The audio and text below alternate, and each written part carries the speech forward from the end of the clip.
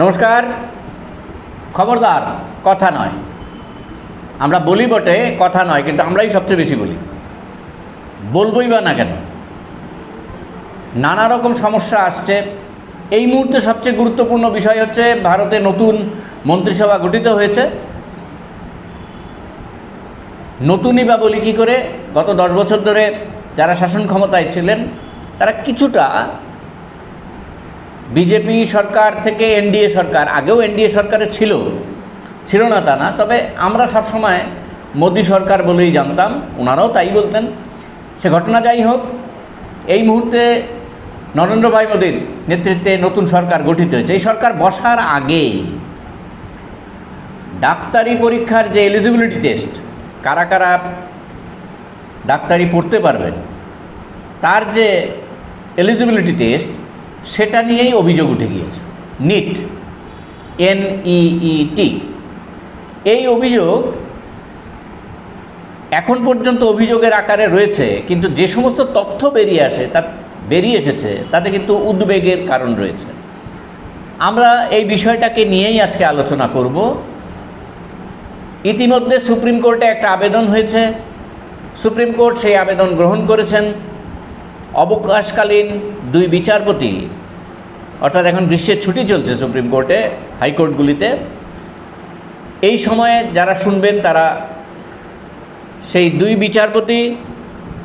বিচারপতি বিক্রম নাথ এবং বিচারপতি আসাউদ্দিন আজ নোটিশ জারি করেছেন কেন্দ্রীয় সরকারের প্রতি এবং ন্যাশনাল টেস্টিং এজেন্সি বা NTA তাদের কাছে। আগামী 8ই জুলাই আবার এর ওপরে শুনানি হবে। তবে সুপ্রিম কোর্ট বলেছেন যে প্রক্রিয়া, ভর্তির যে প্রক্রিয়া, সেটা চলবে। পরবর্তী সময়ে যা রায় হবে তা দেখা যাবে। কিন্তু আবেদনের যে মূল ভিত্তি, তাকে তারা খারিজ করেননি। অর্থাৎ যে অভিযোগগুলি এখন পর্যন্ত আসছে, সেই অভিযোগগুলি অসার, সে কথা বলা যাবে না। আমরা সেই নিয়ে আলোচনা করব। আমরা আমন্ত্রণ জানিয়েছিলাম কমলপুর মহাবিদ্যালয়ের অধ্যাপক, আমার বাঁ দিকে বসেছেন ডক্টর সত্যপ্রিয় রায়, আপনাদের অনেকেরই পরিচিত। তার কাছেই চলে যাব এই বিষয়টা নিয়ে আলোচনা করতে। সত্যি কথা বলতে কি, ছাত্ররা বা ছাত্রীরা যারা এই সমস্ত পরীক্ষায় দীর্ঘ প্রিপারেশান নিয়ে আসেন, তারা যদি কোনো কারণে সমস্যায় পড়েন, আমরা যারা গণমাধ্যমের সঙ্গে রয়েছি তাদের কিছু দায় থেকেই যায়। তাদের পাস বা ফেল করানোর দায় বা দায়িত্ব আমাদের না, কিন্তু তারা যদি কোনো কারণে আক্রান্ত হন, তাদের পাশে দাঁড়িয়ে দুটো কথা জানার এবং জানানোর চেষ্টা আমরা করি। ডক্টর সত্যপ্রিয় রায়ের কাছে সরাসরি চলে যাই। এই যে NEET, তারা যে পরীক্ষাটা নেয়, এই পরীক্ষার পদ্ধতিটা আসলে কি? অ্যাকচুয়ালি পরীক্ষার পদ্ধতি বলতে তো পরীক্ষাটা সম্পূর্ণ এখনও আছে, অনলাইন হয়নি, অফলাইন মোডেই পরীক্ষা হয়। OMR বেসড পরীক্ষা হয়, যেখানে বায়োলজি, ফিজিক্স, কেমিস্ট্রি মিলিয়ে প্রায় 180 কোয়েশ্চেন্স থাকবে, 720 marks. That means each question 4 marks. যদি কোনো স্টুডেন্ট কোনো কোয়েশ্চেন ছেড়ে দেয়, না পারে, তাহলে সেক্ষেত্রে কোনো নেগেটিভ নেই। কিন্তু যদি ভুল করে তাহলে 1/4 মানে 1 মার্ক আবার নেগেটিভ হবে। তো ওইভাবে অ্যাকচুয়ালি সারা ভারতের বৃহত্তম পরীক্ষা তো একটাই। এবছরও প্রায় ক্যান্ডিডেট 24 লাখ ছিল। তো অনেক বড় পরীক্ষা। প্রায় জানুয়ারি ফেব্রুয়ারির দিকে অনলাইনে ফর্ম ফিল আপ হয়।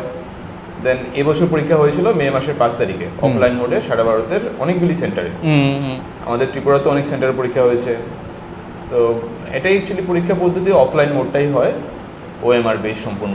OMR base. এই যে ন্যাশনাল টেস্টিং এজেন্সি, এটা কি কোনো সরকারি সংস্থা? না, অ্যাকচুয়ালি সরকারি সংস্থা নয়, একটা NGO, যারা মোটামুটি অনেকগুলি বড় পরীক্ষা অর্গানাইজ করছে।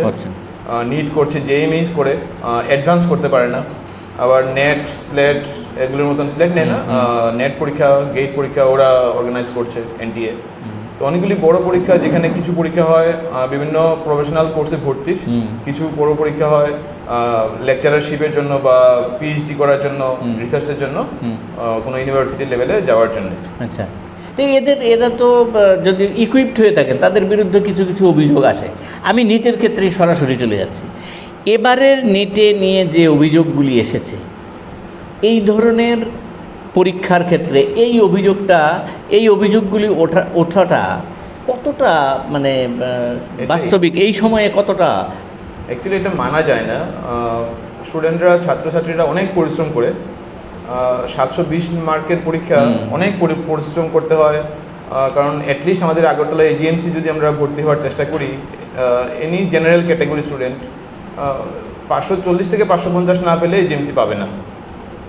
ইডব্লিউএস বা রিজার্ভেশন ক্যাটেগরি যেটা আমরা ছেড়েও দিই, 550 পাওয়ার জন্য খুব মরিয়া হয়ে পড়াশোনা করে।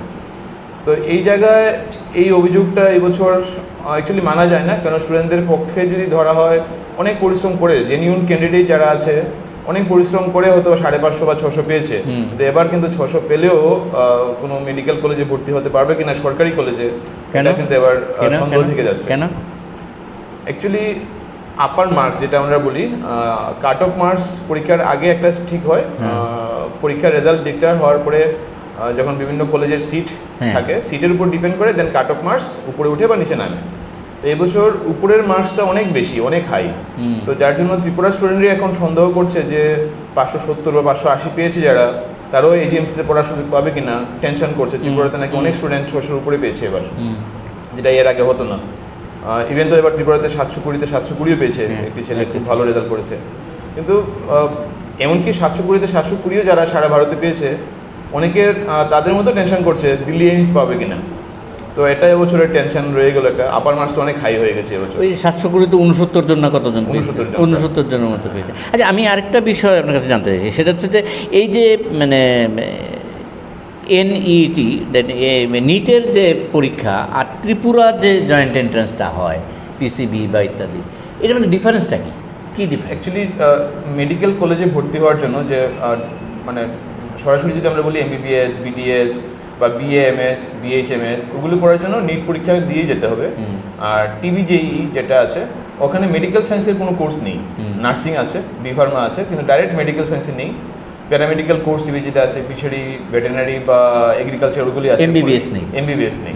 তো ডাক্তারি পরীক্ষা যদি বলা হয়, সেই ক্ষেত্রে সারা ভারতের ন্যাশনাল এলিজিবিলিটি এন্ট্রান্স টেস্ট, তো সেটা একটাই, সারা ভারতে একটি common syllabus, NCERT based syllabus থাকে। ত্রিপুরা জয়েন্ট এন্ট্রান্সে যারা বসছে পিসিবিতে, তারা জেনেই বসছে যে আমি ডাক্তারির জন্য বসছি না। এইবার আসছি মূল বিষয়টাতে। এবার ভারতবর্ষে এর আগেও অল্প অল্প অভিযোগ আসতো, একেবারে ছোটোখাটো। গতবারও 720 পেয়েছে, এরকম দুজন ছিল। এইবার 69 জন। এটাকে কীভাবে দেখছে, কীভাবে সম্ভব? এটাই সবার কাছেই এখন প্রশ্ন। 720-তে 720, 69 বা 67 বোধ আছে, কিন্তু এটা অনেক বেশি লাগে। তার থেকে বড় কথা হচ্ছে, আমি জাস্ট নিউজে দেখছিলাম হরিয়ানাতে কোনো একটা পার্টিকুলার সেন্টার যেখানে পরপর 6 জনের 720-তে 720 ছিল। আবার আরেকটা মজার ঘটনা হচ্ছে 718 বা 719, যেটা হতে পারে না অ্যাকচুয়ালি। যদি কোনো স্টুডেন্ট একটা কোয়েশ্চেন ছেড়ে দেয়, তাহলে তার ক্ষেত্রে 716 হতে পারে। হ্যাঁ, ঠিক আছে, 4 কাটা গেল। আর যদি কোনো স্টুডেন্ট অ্যাটেম্প করলো কিন্তু একটা ভুল করলো, তাহলে 5 কাটা যাবে, তাহলে 715 হতে পারে। 18-19 হওয়ার কোনো সুযোগ নেই। তো এটাই অবাক করার যে এরকম 713-14 নাকি আছে, এটাও হতে পারে না, 13-14 হতে পারে না, বেশ কিছু সংখ্যায়। তো এটাই মানে এবার অবাক, যেহেতু মানে আমরা টিচিংয়ে আছি, শিক্ষকতায়, তো একটা গাইডলাইন যদি আমরা ফলো করি, সেক্ষেত্রে এরকম রেজাল্ট, ভালো রেজাল্ট অবশ্যই আমাদের দেশের জন্য ভালো, আমরা ভালো ডাক্তার হতে পাবো ভবিষ্যতে। কিন্তু যে মাঝখানে যে মার্কসগুলি 18-19 বা 13-14, ওগুলো অ্যাকচুয়ালি মানা যায় না, কীভাবে হলো? তো ওটা নিয়েই দেখলাম নিউজেও বেশ কিছু, সম্ভবত কলকাতা হাইকোর্টেও কিছু কেস পড়েছে এটা নিয়ে, সুপ্রিম কোর্টে তো হয়েছেই। এইরকম মার্কস কীভাবে এলো, এনটিএ যেন ক্লিয়ারিফাই করে। তো সম্ভবত এনটিএ একটা ক্লিয়ারিফাই করলো, গ্রেস মার্ক দিয়েছে। তো গ্রেস মার্কটা কিসের ভিত্তিতে আসবে এরকম পরীক্ষার ক্ষেত্রে? তো এটাও একটা সন্দেহ রয়ে গেছে, গ্রেস মার্কটা কেন হবে। সম্ভবত এনটিএ বলছে কোনো একটা সেন্টারে পরীক্ষার টাইমিংটা একটা গন্ডগোল হয়েছিল, যার জন্য প্রায় 1500 ছাত্রছাত্রী গ্রেস মার্ক পেয়েছে। তো সেক্ষেত্রে যে জেনিউন ক্যাটাগরি স্টুডেন্ট, সে কিন্তু বঞ্চিত হয়ে গেল। এটাই ভাববার বিষয় যে জেনিউন পরীক্ষার্থী বঞ্চিত হলো, মাঝখানে কেউ গ্রেস মার্ক পেয়ে অনেক আপার মার্কে চলে গেল। ঠিক, তো এটাই একটা ভাববার বিষয় এখন। আপনাদের একটা তথ্য জানিয়ে রাখছি, বিহারে একটি কোচিং সেন্টারের 12 জন ছাত্রছাত্রী 720 পেয়েছে। উত্তরপ্রদেশে একই ঘটনা, সংখ্যায় এটা একটু কম। এই ধরনের ঘটনা ভারতবর্ষে একই সেন্টারের লোক, ওরা যারা যে কোচিং সেন্টার থেকে তারা পরীক্ষার্থী হিসেবে তারা বসেছিল এবং যেখানে বসে ওরা পরীক্ষা দিয়েছিল সেই ঘরটাও একটাই ঘর ছিল, একই সেন্টারে একই রুমে বসে তারা পরীক্ষা দিয়েছে এবং সবাই পাশাপাশি বসে। এই অভিযোগগুলি কিন্তু এসে গিয়েছে, আমরা সত্য মিথ্যা জানি না, আমরা তা যাচাইও করিনি। যে অভিযোগগুলি প্রকাশ্যে এসেছে সেইগুলি নিয়েই আমরা কথা বলছি। আচ্ছা, ডক্টর রায়, যেটা বলার আমার ইচ্ছে সেটা হচ্ছে যে এই NEET আগেও তো মানুষ ডাক্তার হয়েছে, এটা তো ন্যাশনাল টেস্টিং এজেন্সির হাতে দিয়েছে, বেশি দিন হলো না।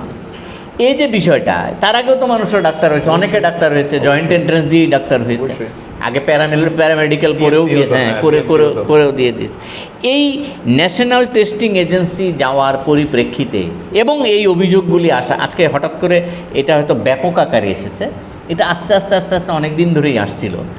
এটা খুব কার্যকরী বা খুব জরুরি ছিল এটা করা, আপনার অভিজ্ঞতা থেকে মনে হয়? অ্যাকচুয়ালি আগে তো অনেকগুলি মেডিকেল এন্ট্রান্স টেস্ট হতো, ইভেন আমাদের যে TBJEE সেখানেও কিন্তু 2017 পর্যন্ত TBJEE থেকে মেডিকেলে পড়তে পারতো। 17 পরে আর TBJEE হয়নি, অল ইন্ডিয়াতে কমন পরীক্ষা হয়ে গেছে। প্যান্ডেমিকের পরে এইমস পরীক্ষা বন্ধ হয়ে গেল, PMT হতো, 20তে PMT বন্ধ হয়ে গেল।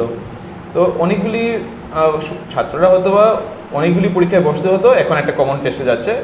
এটা উদ্দেশ্যটা হয়তো বা খারাপ না, উদ্দেশ্যটা ভালো দিক, কিন্তু যে আমার মনে হয় যেখানে অর্গানাইজিং জায়গাতে আছে ওখানে কোনো জায়গাতে মিসগাইডেড হচ্ছে কোথাও বা লিকেজ হচ্ছে কিছু, নতুবা তো এরকম হওয়ার কথা নয়। এটা কমন পরীক্ষা দিয়ে মেধা যাচাই করে মেধা দিয়েই পরীক্ষা উত্তরণ করে স্টুডেন্টরা ভর্তি হবে, এটা ভালো উদ্দেশ্যে। কিন্তু মাঝখানে হয়তো বা কিছু একটা হচ্ছে যে কারণে এরকম এতগুলি অভিযোগ এবছর এলো। এবছর অভিযোগ তো সিরিয়াস অভিযোগ হয়ে গেল। তো আগে অ্যাকচুয়ালি 2014 একবার এরকম হয়েছিল, দেন আবার রি এক্সাম নিতে হয়েছিল। 16তে একবার হয়েছিল, 16 বা 18তে একবার হয়েছিল। তো রি এক্সাম হয়ে দেন নিট ফেজ 1 নিট ফেজ 2 করলো, দেন লাস্টেরটা ফেজ 2টাকে গ্র্যান্ড করা হলো। তো যদি এরকম সিচুয়েশন এবছরও হয়, হয়তো বা পরীক্ষা নিতে লাগতে পারে। এখন আমরা তো অবশ্যই সুপ্রিম কোর্টের দিকেই তাকিয়ে থাকবো, ফাইনাল ডিসিশন। যদি কোনো সত্যতা বা কিছু বিশেষ তথ্যের ক্ষেত্রে আমরা যদি বলি হ্যাঁ যে অভিযোগগুলি এসছে সেগুলি সত্য, তাহলে হয়তো বা আবার রি এক্সাম নিতে লাগতেও পারে। এখন এই যে ন্যাশনাল টেস্টিং এজেন্সি ওরাই সব কাজটা করে, এটা কি কোনো মনিটরিং, সরকারি মনিটরিংয়ের অভাব, না ইচ্ছাকৃত দায়িত্ব ছেড়ে দেওয়ার ব্যাপার? কীরকম মনে হচ্ছে? এটা কি সরকার কি তার বা যারা এই দায়িত্বে আছে দায়িত্ব কি এড়াতে পারে? না, নিশ্চয়ই না। অবশ্যই সেটা আমাদের যে এডুকেশন উইং আছে, MHRD আছে বা MCCI আছে, MCI বা IMA, সবাই মেডিকেল ইনস্টিটিউশন যারা আছে সবাই কোনো না কোনোভাবে মেম্বার আছে হয়তো বা NTA-তে, যে কমিটি যারা অর্গানাইজ করছে। তো দায়ী এড়াতে পারে না। এত বড় যদি কেলেঙ্কারিটা সত্যি হয় তো এটার দায় আমাদের সকলের উপরেই আসবে। একজন মেয়ে ইয়েও করেছে, সুইসাইড করেছে, মেয়েও সুইসাইড করেছে। এখন আমাদের আজকে সকালে দেখলাম আমাদের কাঞ্চনপুরে একটা ছেলেও সেম সায়েন্সে পাশ করলো, কিছু একটা বিষয় নিয়ে কালকে থেকে নিখোঁজ। তো এটা নিয়েও সন্দেহ করছে কাঞ্চনপুরবাসী, হয়তো বা সে কেন নিখোঁজ। তো এরকম অনেক কিছু ঘটনা আসে। তার মধ্যে বিভিন্ন, যেমন আমাদের ত্রিপুরা থেকেই আমরা অনেক গার্জিয়ানরা বাইরে ভালো কোচিং পাবে বলে বাইরে পাঠিয়ে দেওয়া হয়, যে মেইস বা অ্যাডভান্স বা নিট কোচিংয়ের জন্য। ওখানেও যে প্রেশার পড়ে, এত পরিশ্রমের পরেও যে প্রেশারটা নিয়ে স্টুডেন্টরা পরীক্ষা দিচ্ছে, এরকম ঘটনা যদি ঘটে যায় সেটা অ্যাকচুয়ালি অনভিপ্রেত, ঠিক এটা মানা যায়। এই যে রাজস্থানেও যাচ্ছে অনেকে, অনেক মাধ্যমিক পাশ করার পরে রাজস্থানে যাচ্ছে, সবাই সফল হচ্ছে এরকম না। এই বিষয়গুলি কতটা বিজ্ঞানসম্মত একজন শিক্ষক হিসেবে কি মনে করেন? অ্যাকচুয়ালি যেটা মনে হয় সাইকোলজিক্যালি স্টুডেন্টদের উপরে অনেক প্রেশার। তার থেকে বড় কথা হচ্ছে কোনো না কোনোভাবে আমরা অভিভাবকরাও দায়ী। আমরা অভিভাবকরাও সেই প্রেশারটা মেনে নিচ্ছি যে স্টুডেন্টরা অ্যাকচুয়ালি কম্পিটিশনটা স্টুডেন্ট থেকে বেশি অভিভাবকদের হয়ে গেছে, এবং যার জন্য অভিভাবকরাই নিয়ে যাচ্ছে বাইরে। তো অ্যাকচুয়ালি আমাদের ত্রিপুরাতে যে পড়ার সিস্টেম এখন আছে স্কুলগুলোতে, আমরা ডাইরেক্টলি কিন্তু সিবিএসসির প্যাটার্নটাকে অনুসরণ করা হয়। সেক্ষেত্রে বাংলা মিডিয়াম স্কুলগুলিতেও বাংলা ভার্সনে সিবিএসসি বই যেটা এসসিআরটি করেছে সেটা পড়ানো হয়। তো যদি এই স্কুলিং এডুকেশনটা যদি খুব ভালোভাবে হতো, ভালো মানের হতো, তাহলে অবশ্যই আমার মনে হয় না, কারণ এনসিটির বাইরে কোশ্চেন বেশি একটা আসে না নিট পরীক্ষায়। তো যদি ওখানে যদি আমাদের সেই টেকনিকগুলি ধরে দেওয়া যেত স্কুল লেভেলেই, তাহলে স্টুডেন্টদেরকে এত খাটনি করে ওখানে গিয়ে প্রেশার নিয়ে পড়াশোনা করার মানে ছিল না। কিন্তু হয়তো আমরাই দায়ী কোনো না কোনোভাবে কম্পিটিশনে নামতে গিয়ে। এটা ইন্টারেস্টিং কথা, যে দারুণ আপনারা বিষয়টা বুঝলেন তো, যে স্কুলে বা কলেজেও, বা স্কুলেই ধরি, স্কুলের ছেলেরা কলেজে যাবে তারপরে শিখলো, কিন্তু কথা হচ্ছে যে স্কুলে এটা যদি আমরা করতে পারি তাহলে এটা সম্ভব। তাহলে ছেলেমেয়েরা এই কোচিং সেন্টার বা এই যে রাজস্থান চলে যাচ্ছে, অনেকটা কষ্টকর ব্যাপার, ছেলে মেয়েদের বাবা মার ওপর প্রচণ্ড প্রেশার, ফিনান্সিয়ালি প্রেশার ইত্যাদি হচ্ছে, বিভিন্ন মানে ব্যাঙের ছাতার মতো বিভিন্ন রকম কোচিং সেন্টার যে চালু হয়েছে, এই সেন্টারগুলি কতটা ইকুইপড এই ছেলে মেয়েদের দাঁড় করার ক্ষেত্রে, এবং দাঁড় করানোর ক্ষেত্রে এই কোচিং সেন্টারগুলিকে মনিটর করার কি কোনো সুযোগ আছে সরকারের ক্ষেত্রে? সরকার কি এই ব্যাপারে উদাসীন বলে মনে হয়? মনিটরিং বোধহয় ততটা নেই, কারণ সেমভাবে আমাদের ত্রিপুরাতেও যদি ধরা হয়, এরকম অনেক কোচিং সেন্টার আছে ত্রিপুরাতেও, হয়তোবা ওখানকার মতো নয়। ইকুইপড যদি বলা হয় সেক্ষেত্রে তো শুধু একটা স্মার্ট টিভি হলেই হয়, কিন্তু অ্যাকচুয়ালি বিষয়টা হচ্ছে কতটা আমি এনসিইআরটি সিলেবাস স্টুডেন্টকে ঢুকাতে পারছি। বেশিরভাগ ক্ষেত্রে দেখা যায় 1%-এরও কম স্টুডেন্ট সাকসেস হচ্ছে বাইরে গিয়ে। তাহলে এত স্টুডেন্ট যাচ্ছে, যতটুকু আমি গত বছরও একটা নিউজ পেপারে দেখছিলাম, বিভিন্ন বড় কোচিং সেন্টারগুলোতে 6,000-7,000 স্টুডেন্ট পড়ছে, যেখান থেকে যদি আমরা এবারের রেজাল্টও ধরি, কেউ বলছে আমার এখান থেকে 6 জন 720-তে 720 পেয়েছে, কেউ বলছে আমার এখান থেকে 700-র উপরে 10 জন পেয়েছে। তাহলে যে 7,000 স্টুডেন্ট ভর্তি হলো, তাহলে কত পার্সেন্ট হলো? ঠিক। তো ওই জিনিসটাই যে এত স্টুডেন্টরা যাচ্ছে, মা বাবার সামাজিক দিকটাও ক্ষুণ্ণ হলো, আর্থিক দিক তো হলোই। তো এই জায়গাতে আমার মনে হয় যে আমাদের ত্রিপুরাতে পড়াশোনাটা এখনও ততটা থেমে যায়নি। আমরা এখানে যদি সেরকমভাবে গাইডেন্স গার্জেনরাও পায় বা স্টুডেন্টরাও পায়, এখান থেকেও সাকসেস প্রতি বছরই হচ্ছে। আমাদের স্কুল লেভেলে বা এই যে কেউ যে কোচিং সেন্টারগুলিতে চলে যাচ্ছে, স্কুলকে অনেকটাই বর্জন করে বলি, স্কুলকে ছেড়ে দিয়ে অনেক ক্ষেত্রে কোচিং সেন্টারগুলি, এদের কি পড়াশোনার স্ট্যান্ডার্ড কি আলাদা ধরনের কিছু হয়? এনইটি বা এনইটি পরীক্ষার ক্ষেত্রে কি আলাদা করে কোনো কোচিং করে দেওয়া হয়? অ্যাকচুয়ালি স্কুলগুলোতে তো শুধু আমরা বোর্ডের উপরেই জোর দেওয়া হয়। তো সেখানে হয়তোবা আলাদা করে যদি এরকম আমাদের সরকারিভাবে কিছু পদক্ষেপ আসে, যে স্কুলেই টিচাররা, যারা সাবজেক্ট টিচার আছে, এক্সপার্টরা গাইড করবেন বিভিন্ন কম্পিটিটিভ এক্সামের জন্য, আমার মনে হয় না সেটা খুব ভালো পদক্ষেপ হবে। কিন্তু এটা জেনারেলি টিচাররা স্কুলে দেয়, অনেক ভালো পরিশ্রম করে দেওয়ার চেষ্টা করে, সেক্ষেত্রে হয়তো বা ওই কম্পিটিটিভ মাইন্ডটা তৈরি হয় না স্কুল লেভেলে। আর সবচেয়ে বড় কথা যে 45 মিনিটের একটা ক্লাস সায়েন্সের স্টুডেন্টদের জন্য, এটা অ্যাকচুয়ালি অনেকটা কম হয়। হয়তোবা একজন স্টুডেন্ট একজন টিচারের ক্লাস খুব ভালো লাগলো, হয়তো ওই টিচারকে পেতে আবার 7 দিন করেই যাবে। ঠিক। তো ওই জায়গাতে হয়তো স্টুডেন্ট একটু রেস্টলেস হয়ে যায়, যে স্কুল লেভেলে আমি কতটা নিটের প্র্যাকটিস করতে পারবো, বা বোর্ডের সিলেবাসটাও। তো ওই জন্যই স্টুডেন্টদের মধ্যে ওই চাহিদাটা বেড়ে গেছে। ডিটের সিলেবাসটা কি বোর্ডের সিলেবাস থেকে আলাদা হয়? কোনো কিছু একদম আলাদা নয়, দুটোই লাভবান হতে পারে। একই সিলেবাস আমাদের এখন এনসিইআরটি তো সেম সিলেবাসই আছে, রেশনালাইজ সিলেবাস বানিয়েছে নিট এনটিএ। তো সেক্ষেত্রে 2-3টে চ্যাপ্টার এদেশে দিকে আছে, বাকি চ্যাপ্টার মোটামুটি প্রায় 90% সেম, একই রকম। সেক্ষেত্রে যারা সিবিএসসি বোর্ডের প্রিপারেশন নিচ্ছে বা আমাদের ত্রিপুরা বোর্ডেরও সেম প্রিপারেশন নিচ্ছে, একই সিলেবাস পড়ে কিন্তু সাকসেস হয়। আমাদের ত্রিপুরা স্টুডেন্টরাও কিন্তু এজিএমসি পাচ্ছে একই সিলেবাস পড়ে, রেগুলার মোডে স্টুডেন্টরাও পাচ্ছে, রিপিট না করি, তো সাকসেস হয়। কিন্তু ওই বিষয়টাই কম্পিটিটিভ মাইন্ড, আলটিমেটলি এটাই বলবো যে ওই যে 600 পেতে হবে, এইমস পেতে হবে। তো সবচেয়ে বড় কথা হচ্ছে আমি ভালো ইনস্টিটিউশনে যদি ভালো কিছু পড়তে পারি, তো এটাই কাম্য, যে স্টুডেন্টদের মাথায় শুধু অযথা টেনশন না ঢুকানো। এইমসের তো আবার আলাদা এন্ট্রান্স হয়, আগে হতো, এটা বন্ধ হয়ে এখন নিট থেকেই নেবে। কারা এই যারা প্রথম যারা এই যে 720 পেয়েছে, তো এইমসে সিট কটা? 50টা বোধ হয় নাকি? দিল্লি এইমসে সিট একটু কম আছে, আমাদের এইমস তো 7টা আছে। তো সবগুলি মিলে ধরুন প্রায় 300-র কাছাকাছি স্টুডেন্ট এমসি পড়ার সুযোগ পেয়ে যাবে। তো এই 67 জন তো অটোমেটিক আসছে ফার্স্ট লেভেলে, 67 জন।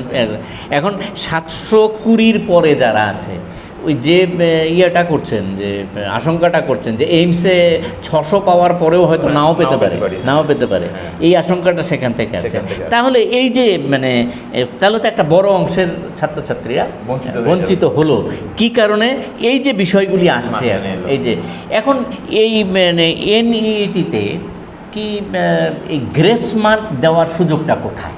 অ্যাকচুয়ালি সেটা ছিল না, সম্ভবত সুপ্রিম কোর্টেই কোনো একটা ইয়ারে একটা কেস হয়েছিল যে নিটের ক্ষেত্রে গ্রেস মার্ক দেওয়া যাবে না।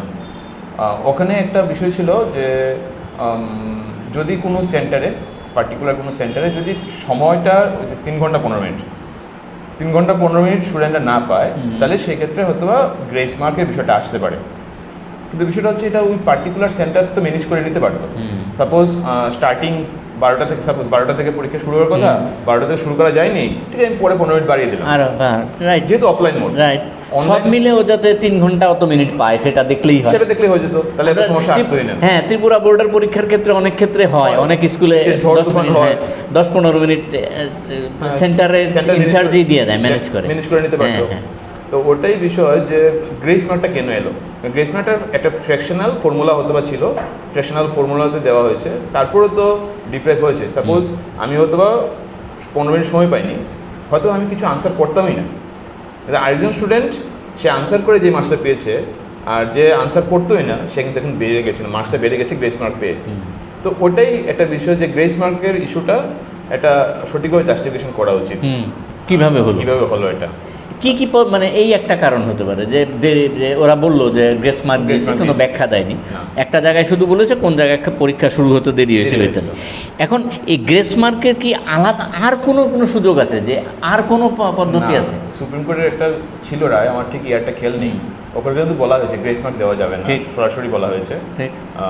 এবং সেই ক্ষেত্রে গ্রেস মার্কের বিষয়টা বলেছে যদি কোনো পার্টিকুলার সেন্টার লেট করে, তাহলে গ্রেস মার্ক একটা ফ্র্যাকশনাল ফর্মুলা বানিয়েছিল, এটা আমার এক্সাক্টলি এখন খেয়াল নেই, তো ওটা হতে পারে। কিন্তু এটা বললাম যেটা ওই সেন্টার ম্যানেজ করতে পারতো, গ্রেস মার্ক তো দেওয়ার কথা নয়। তাহলে এই 720 যারা পেল তারা তো গ্রেস মার্ক সহ পেল।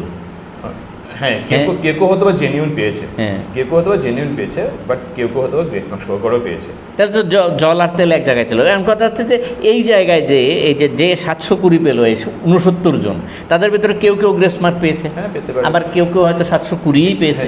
তাহলে দুটো ক্যাটাগরি স্টুডেন্ট এক জায়গায় চলে এলো, এতে এনটিএস তার দায়িত্ব এড়াবে কি করে? মানে এই যে এনটিএ অবশ্যই এই জায়গাতেই একটা বিষয় যে যেটা বলছিলাম যে 720-তে 720 পেয়েও দিল্লি এইমস পাবো কিনা সন্দেহ থেকে যায়। তো ওখানে তো রিজার্ভেশন ক্রাইটেরিয়া থাকবে, তো সব কিছু মিলিয়ে চিন্তা করলে হয়তো বা 720 পাওয়াও কোনো স্টুডেন্ট। এখানে একটা এবার হয়েছে 720-তে 720 পাওয়া সত্ত্বেও র্যাঙ্কিং হয়েছে, কারোর র্যাঙ্ক 1, কারোর র্যাঙ্ক 69 বা 67। এটা হয়েছে বয়সের ভিত্তিতে, যার বয়স বেশি তার র্যাঙ্ক সামনে যাবে, যার বয়স কম তার র্যাঙ্ক পেছনে আসবে। তো এই র্যাঙ্কের যদি বিচার করা হয়, তাহলে দিল্লি এইমসের সিট যদি যার বয়স বেশি, ও তো নিট পরীক্ষা কি অনেকদিন ধরে দিচ্ছে নাকি? হতে পারে রিপিটার হতে পারে, কারণ নিটের ক্ষেত্রে তো রিপিট করার এজ লিমিট নেই, তো অনেকদিন ধরে দিচ্ছে হয়তো। তো সেক্ষেত্রে যে রেগুলার মোডে ভালো ক্যান্ডিডেট পরীক্ষা দিয়ে হয়তো বা 720 পেয়েছে, তো ওই জায়গাতে একটা সন্দেহ থেকে যায় যে 720 পেয়েও আমি কি দিল্লি এইমস পাবো কিনা, কারণ রিজার্ভেশন ক্রাইটেরিয়া মেলাতে গেলে জেনারেল ক্যাটাগরির কোনো স্টুডেন্ট হয়তো দিল্লি এইমস নাও পেতে পারে, এই জায়গাতে একটা সন্দেহ থেকে। সেই ক্ষেত্রে ন্যাশনাল টেস্টিং এজেন্সিকে যে দায়িত্ব 2017 থেকে বোঝানো হয় নাকি? না, 14 থেকে। তারপরে 2017-তে প্রশ্নগুলি এসেছে, 16 বা 17-তে, যে এই ন্যাশনাল টেস্টিং এজেন্সি তারা তাদের নিজস্ব দায়িত্বপূর্ণ কাজটা করতে পারছে কিনা, কাদের দিয়ে করাচ্ছে, ওদের কি নিজস্ব কোনো ইনফ্রাস্ট্রাকচার আছে কোশ্চেন করা, খাতা দেখা?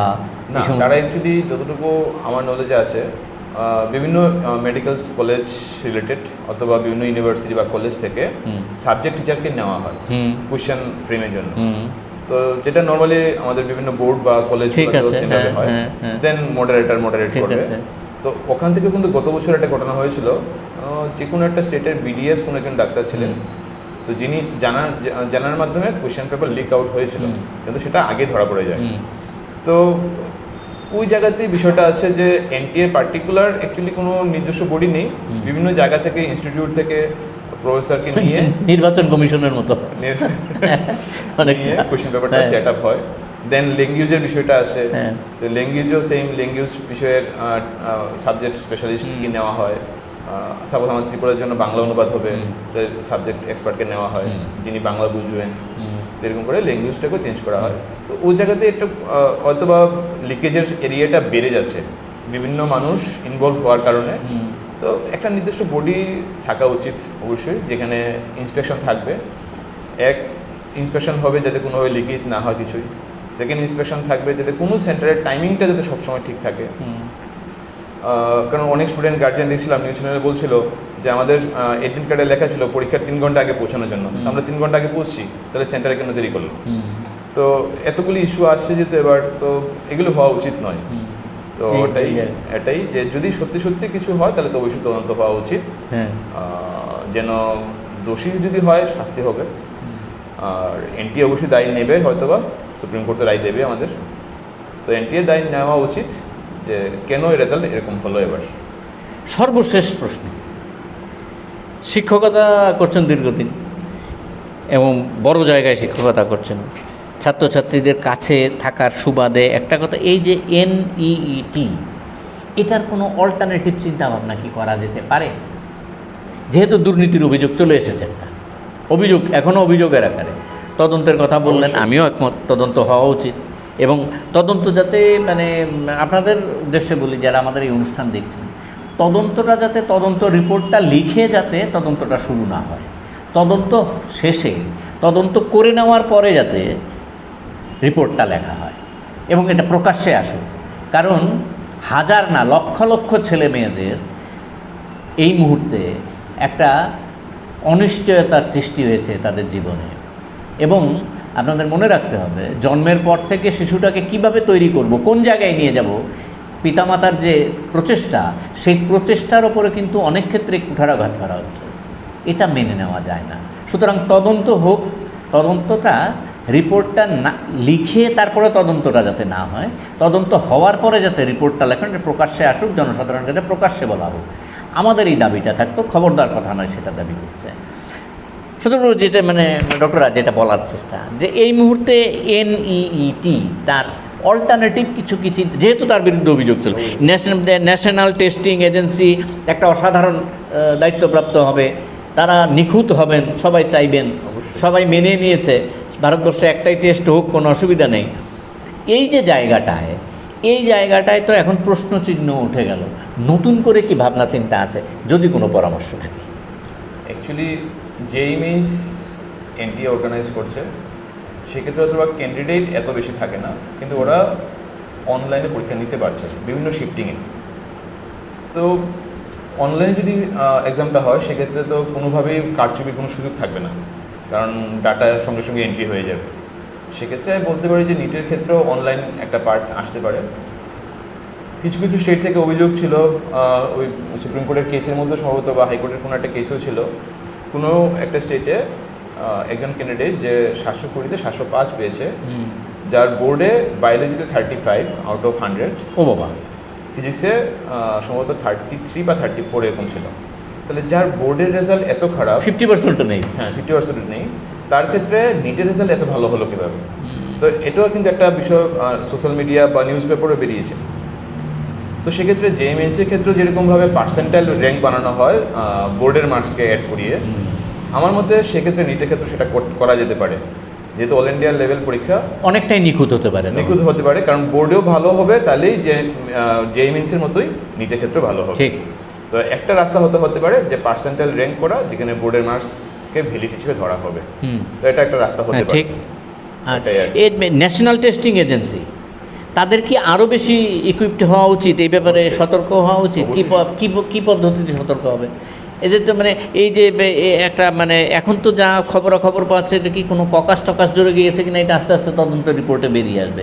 তা না হলে coaching centre, particularly coaching centre, কতগুলি কোচিং সেন্টারের ছেলেরা মেয়েরা সব দৌড়চ্ছে। ওটাই অবাক যে পার্টিকুলার কোচিং সেন্টারে ডিফারেন্ট স্টেট থেকে একই সেন্টারে কিভাবে তাদের সেন্টারটা পড়লো, হ্যাঁ, এটা কিন্তু একটা চিন্তা রয়েছে। তো একটা অবশ্যই মনিটরিং বডি থাকা উচিত এনটিএর উপর, সরকারিভাবে, যারা টোটাল প্রক্রিয়াটাকে মনিটর করবে, যাতে আর ভবিষ্যতে এরকম ঘটনা না ঘটে। রাইট। এবং ছাত্রছাত্রীদের ভবিষ্যৎকে সুনিশ্চিত করতে গেলে সেটা আমাদের সকলেরই দায়ভার নিতে হবে। ঠিক।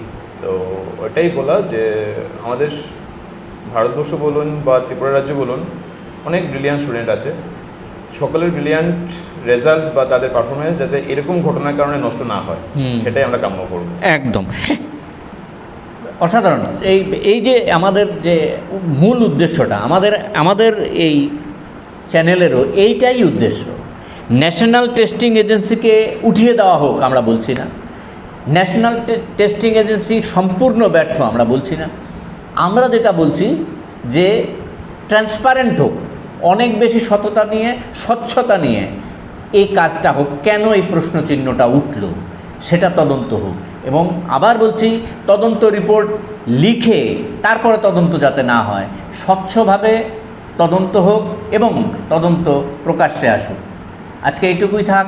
আবার খবরদার কথা নয়ের পক্ষ থেকে ডক্টর সত্যপ্রিয় রায়ের কাছে কৃতজ্ঞতা জানিয়ে আমরা এই অনুষ্ঠান শেষ করছি। সবাই ভালো থাকবেন, সুস্থ থাকবেন, সকলকে নমস্কার।